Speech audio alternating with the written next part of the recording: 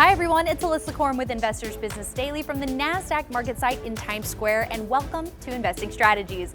We've seen strong gains for the major indexes over the last several weeks, but how long will we be able to continue climbing higher? One of Investors Business Daily's own market experts will shed light on current market conditions and 2 stock ideas. Plus, we're looking at a recent breakout fueled by a massive earnings beat. We'll share why this name should be on your watch list and tactics for buying stocks when they move big on their quarterly reports. And WisdomTree is here to discuss the recent action in the software sector. Can the group regain its footing after a bumpy few months? That analysis is coming up. Investing Strategies starts now. Let's begin with this week's market insights. The stock market hit new highs last week, but are we now due for a pullback? Joining me now via Zoom to discuss current market conditions and a few stock ideas is Ed Carson, news editor at Investors Business Daily. Thanks so much for joining me today, Ed. Good morning. Thanks for having me. All right. So tell me a little bit about what you're seeing in the market right now. Obviously, last week, a pretty big milestone, but what's happening so far this week? So far today, the market is down a little bit, but just a small, modest decline. There was some unrest in Hong Kong, but really the issue is, can we hold above the old highs? And if we took a look at the NASDAQ at some point, you'll see that we had a long stretch of a lot of new highs, but then we immediately pull back back down or have corrections, usually involving China trade news. If we can simply just hold at these levels and then maybe continue to build on that over time, that would really be constructive. I mean, it would really help a lot of breakouts that are happening right now. That's right. And not only are we now in new highs, but I think the performance broadly over the last month or so has just, we've been on a really nice uptrend here. So if we do happen to see a pullback, what should investors be watching out for? Well, I think the real issue, I mean, obviously China trade is the biggest catalyst for a lot of pullbacks, so keep an eye on that. I mean, is if we can keep above the old highs, or at least not dip down too much from those old highs, I think that'd be really important. Can the market really hold on and suggest that it's really going to move higher rather than having this start-stop? And as you mentioned, we've been on a nice run. I mean, the market rally came, with the NASDAQ and the Dow undercut their 200-day lines on October 3rd, and a few weeks later, we're rushing into record highs. So we could hold right now, and you're seeing a lot of, the market may be doing that over the past week, sort of consolidating, but continue to move higher. That's really what you want to see, consolidating at these highs and then advancing. Right, and you mentioned breakouts as well. So how is that shaping up right now? And then also looking at through the lens of the rotation that we at least had been seeing away from growth and into value. Is that kind of the same theme that we're seeing, or what's happening now?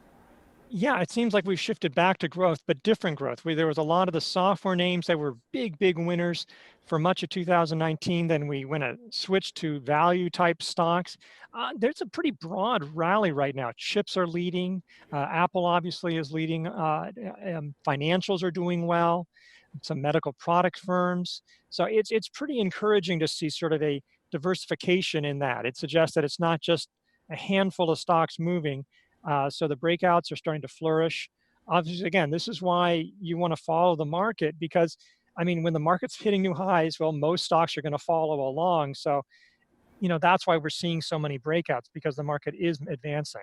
Right. Well, let's talk about a few individual names. It is 11/11, and of course, that's a big shopping holiday over in China. So what numbers are you seeing out of that holiday, which seems to be getting bigger and bigger every year? Is it living up to the hype this year? It is living up to the hype. I mean, growth apparently, Alibaba it alone is reporting over $38 billion worth of sales for this Singles Day. That's up from, 31 billion for the entire day last year. JD.com, a big competitor, that one's also reporting record sales, and a lot of other, retailers there, Pinduoduo, VIP Shop, and they are big players in there. A lot of Western brands, Apple, Nike, this is a big day for them. So really was, strong performance. Once again, it's a nice sign for the Chinese economy. You never know how much the discounts are, so you're not sure who's going to be the real winners from Singles Day. But, singles, it looks like Alibaba and the others are going to top at least the initial estimates. All right, and it does, however, look like Alibaba shares are tracking lower today. Do you think that's primarily due to the Hong Kong unrest, or because it does look like they are going to beat the prior projections, and is that for an acceleration of growth year over year for the holiday sales? It would be a slowdown. It's been slowing down. I mean, obviously, it would probably be. I think it grew like 27% last year. The estimate's for 20%. So they're going to beat that, but it's probably not going to get to last year's. But that's happening in the U.S. too. You see slower online sales growth over time.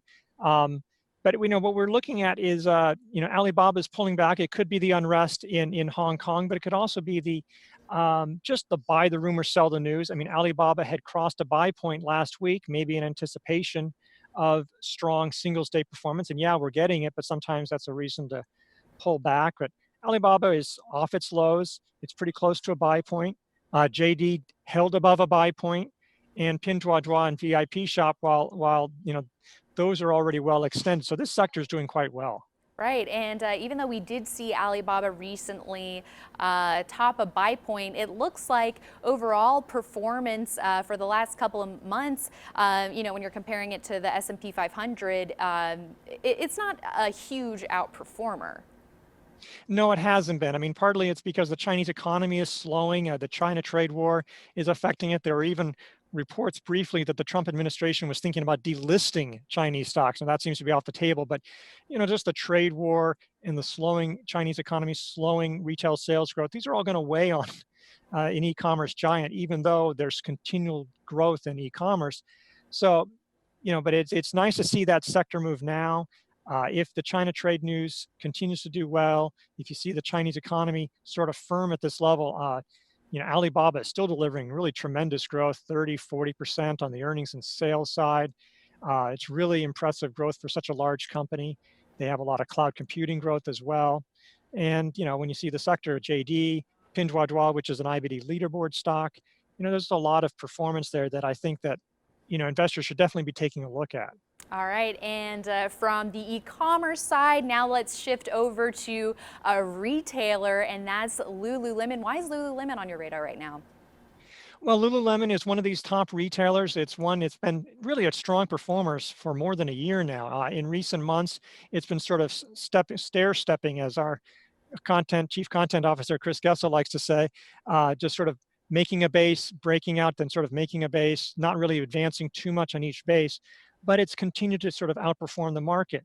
It rebounded from its 50-day line. A lot of retailers did in the recent days, Costco, RH, Burlington stores. And so that, is encouraging to see that. Lululemon is trying to get back above a buy point, I believe around 194.45 or so. And, it would be nice to see that. It's definitely one that's been a long time winner. Strong growth still. The athleisure market is going well. They're expanding into China. They're expanding into new clothing fields, menswear. So it's still a pretty strong growth opportunity. Right, and looking at the chart, we do see it rebounding from that 50-day line, but when it did test that level and close below that area for a session, did that test sell territory? It came very close. It got down to about 6.5% off its buy point. We have an automatic sell rule saying if it goes 7 to 8% below the buy point, you just have to sell. It would have been certainly understandable for anyone buying the stock, in the original buy point, if down 6% through the 50-day line, to cut the position entirely or in part. But it did rebound the next day. It is acting a little better now. It isn't back in buy zone. In fact, another thing that investors can do with a stair stepper like this is maybe you buy it on the pullbacks as it moves back above the 50-day line, because it's, that seems to be an area of support for the last several months for investors. So that's, if Lulu stock can bounce off the 50-day line again, or if it can just recross this buy point, I think that's an opportunity for investors to get in if they want to take a new position or add to their holdings. All right. Thank you, Ed. Ed Carson, news editor at Investors Business Daily. And coming up next, we're going to analyze a recent earnings-fueled breakout and discuss why it could be poised to be a big winner. We'll be right back. Are we ready to do this? Okay, here we go. Good morning, everyone, and welcome to IBD Live. IBD Live is for just about any investor. IBD Live is a look behind the curtain. It's kind of bringing our subscribers into that whole conversation that we're having on a daily basis. You're just going to be fully immersed in the rules of growth stock investing. I think IBD Live, honestly, is probably one of the best values out there because you get to leverage off of others' experience. You're going to speed up your learning curve dramatically. If you really want to know what's happening right now, what can you do today, IBD Live is where you should be. If you capture one or two of these stocks, it's going to pay for the subscription itself. Learning in the stock market is a lifelong adventure, and I think IBD Live helps make it an exciting and hopefully a profitable one.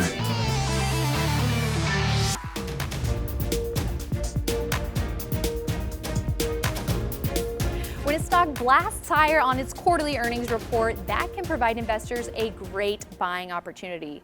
Buying when a stock surges some 10, 20, or 30% higher might seem counterintuitive, but IBD's research actually shows that a breakaway gap can signal a huge fundamental change that is often the precursor to even further gains. So let's take a look at a recent earnings-fueled breakout from Dexcom to explain how to handle and profit from this kind of stock action. Now, this is the chart of Dexcom, which develops continuous glucose monitoring systems for diabetes patients. And Dexcom surged some 27% in massive volume on its latest quarterly earnings report, which showed revenue of more than $396 million, which crushed estimates for $348 million. And earnings of 65 cents a share rocketed some 260% year over year, more than triple analyst estimates for 20 cents a share. Dexcom also raised its outlook for the year. Now, back to the chart here, this move was impressive in several ways. First, the stock gapped out of this base in heavy volume, signaling support from institutional investors. Another bullish sign is seeing the stock close in the upper half of its trading range for the day, indicating very strong demand too. And the relative strength line, which measures price performance versus the S&P 500, confirmed the breakout with a move to highs. And if we take a look at a weekly chart here, we can see that shares had been going sideways for more than a year, but Dexcom is now taking a leading role in the hot medical equipment sector. Dexcom has group strength in its favor, and the breakout to new highs in such a powerful way is positive. Again, when you see a move like this, it might seem counterintuitive to buy here, but this momentum often leads to even bigger gains. And IBD's research shows that stocks that gain as much as 40% for the week on earnings are still buyable. So in terms of how investors should handle this trade and what they should look for from here, well, first, you want to start with a partial position rather than a full position in this scenario. And a climb above Thursday's highs is an opportunity to add another quarter to the position. And from here, investors should look for the stock to hold on to this powerful gain and trade sideways and form a new consolidation or even a base-on-base formation. Another opportunity would be to buy the stock on a pullback to its 10-week moving average or a strong upside reversal, adding to the stock on renewed strength. And if the stock can continue to hold above its 10-week line, that's the 50-day line on this daily chart here, that signals the possibility of a prolonged move for the stock if the market remains strong. And make sure you use a break below that 10-week line in heavy volume as your signal to sell.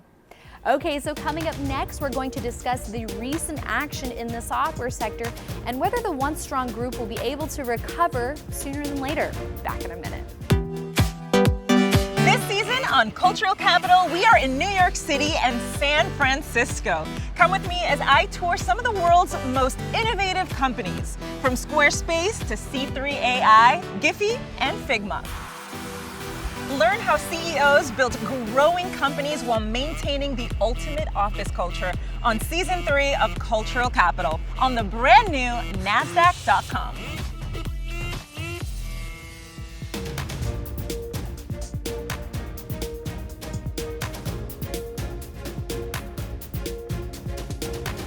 Today's ETF strategy segment is brought to you by State Street Spider ETFs. Now, the software sector seemed untouchable in the first 7 months of the year, with many names in that group turning in big performances. But over the last few months, that group has pulled back. Joining us to talk about what's behind the software sector's recent action and what could be ahead for the group is Jeremy Schwartz. He's Executive Vice President and Global Head of Research at WisdomTree Asset Management. Thanks so much for being here today, Jeremy. Thank you so much for having us. All right, so I think software was really outstanding in terms of the outperformance in the first half of the year or so, but we've really seen a pullback in that group. What do you think is attributed to that? It's not just software. There's been this bigger trend of a big rotation within the markets where anything growth related and software stocks tend to have some of the faster growth and as well as the higher multiples, really reversed on a dime. In sort of late August, you saw interest rates start to turn back higher, value stocks, financials really started to outperform. And so really you see value versus momentum. It's been almost about 1,000 basis points spread for that broader categories of value and momentum. And I think as software being the prime growth hot dot, as you called it, I think that when you have high expectations, it's easier. You got to keep meeting those high expectations. Now, they're not the cheapest stocks. They are the higher multiples because they're growing really fast.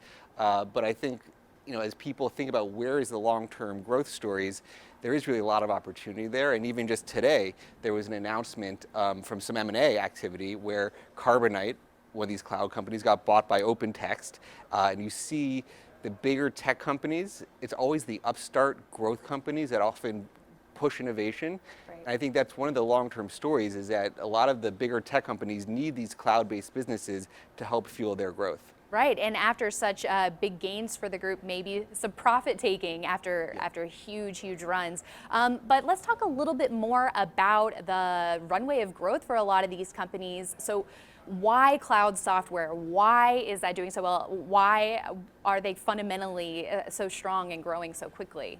I mean, there's two different ways. There's as a software entrepreneur, the business case, and then as a client of the software companies, why do it?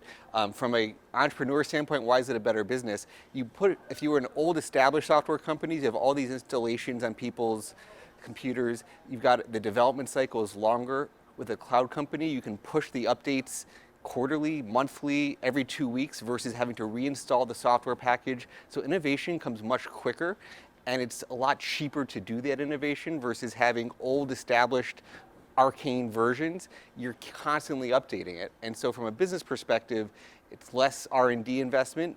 And then the revenue comes quicker, or sort of more ongoing. It's sort of more annuity-like, where it's a recurring revenue system versus a large upfront ticket. So there's the cost side, there's the revenue side. So from a pure business model perspective, the cloud businesses tend to be better businesses. And then the question is, can they grow as fast? Can you get the growth? But right now, the growth rates, when you look at the typical S&P 500 company, it's growing around 7-8% a year. The typical software company is growing 16%, so twice as fast. These cloud-based software companies are growing 30%. So it's like 2x for software, 2x for the cloud of software. So it really is the prime growth areas of the market. And a lot of people think we're very early in the cloud adoption of enterprise software generally. It's only about 25% of enterprise software is in the cloud. So it's still a long runway for that. Yeah, that's interesting. It seems like there's still a long way to go in terms of the companies adopting this and really taking advantage of what the cloud software provides them. But let's talk a little bit about the WisdomTree Cloud Computing ETF and the methodology that is going into that. Yeah, we're tracking a Bessemer Venture Partners, BVP, and NASDAQ created an index, and WisdomTree is licensing that index for this ETF. Bessemer is one of the premier venture capital firms. They've funded probably the most cloud companies that have gone public, these unicorn IPOs, and now they're talking about decacorn IPOs. But they're a real thought leader in the space. And so they work to identify not just is your revenue coming from cloud, but are you delivering the businesses via the cloud? So it's both how are you delivering your software and then how much of your business is actually coming from the cloud. And then you have to be growing fast to get in. So 15% minimum growth rates to get included in the index. 7% growth rates to stay in. So compared to some of the other cloud indexes or ETFs, it tends to be the smaller, growthier part of the cloud segment. And they tend to be equally weighted. And there's about 50 companies in the index. And it really is trying to identify that long-term growth story in cloud. All right, and how then can investors fit this into their portfolios? Because clearly it's very growth oriented. Yeah. So how within an actual portfolio are you seeing investors using this ETF?